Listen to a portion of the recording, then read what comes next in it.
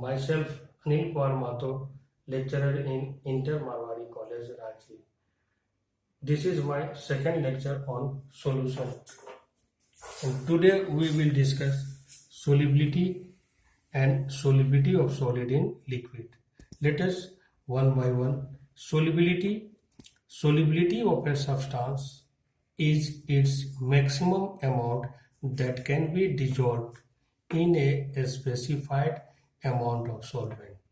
It depends upon the nature of solute and solvent as well as temperature and pressure, or the amount of solute that can be dissolved in 100 gram of a solvent to form a saturated solution at a given temperature. Solubility of solid in liquid. A solute dissolves in a solvent if intermolecular attractions are similar in them.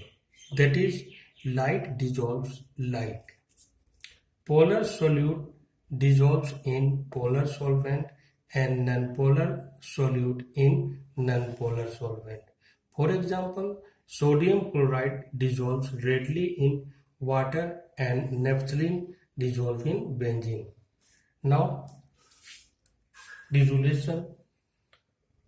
When a solid solute is added to solvent, some solute dissolves and its concentration increases in the solution. This process is called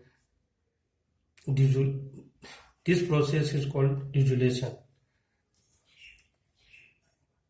Next, crystallization. Some solute particles collide with solute particles in solution and get separated out. This process is called crystallization. At a stage, that is saturation point, when both process, that is dissolution and crystallization, occur at same rate, a dynamic equilibrium is reached. Solute plus solvent reversible to solution. Now, saturated solution. A solution in which no more solute can dissolve at same temperature and pressure is called saturated solution. That is, concentration of solute remains constant. Next is unsaturated solution. Solution in which more solute can be dissolved at same temperature and pressure is known as unsaturated solution. Next, supersaturated solution.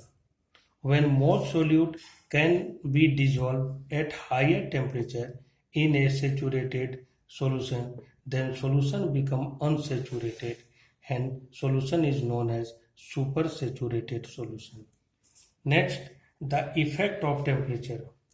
In general, if in a nearly saturated solution, the dissolution process is endothermic,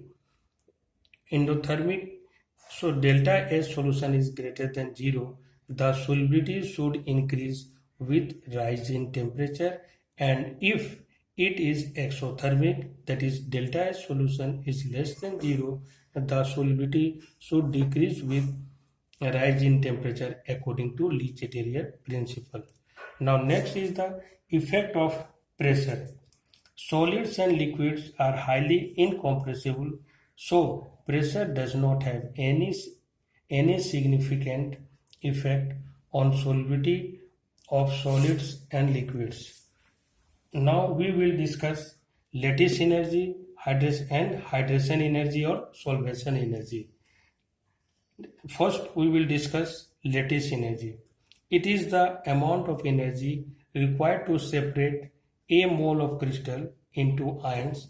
This is an endothermic reaction or process. Next is hydration energy. It is the amount of energy liberated when these separated ions hydrated. This is an exothermic process. And when or if lattice energy is greater than hydration energy, the system cools down and solid is soluble in solution. And if lattice energy is less than hydration energy, the system heats up and solid is soluble in solution. Now we will discuss three important terms in solution are efflorescence, deliquescence, and hygroscopy. Let us discuss one by one. First, efflorescence. Certain hydrated crystalline salt, when exposed to atmosphere at ordinary temperature, lose their water of crystallization. Molecular molecular either partially or completely and become anhydrous. These are known as efflorescent substances or salt, and this property is known as efflorescence. It increases under dry weather condition and in summer when ordinary temperature is quite high. Examples are washing soda, Epsom salt, and blue vitriol. Next is deliquescence. Certain substances have the property to absorb moisture when exposed to atmosphere at ordinary temperature. They initially become wet, lose their crystalline form, and ultimately dissolves in absorbed water to form a solution.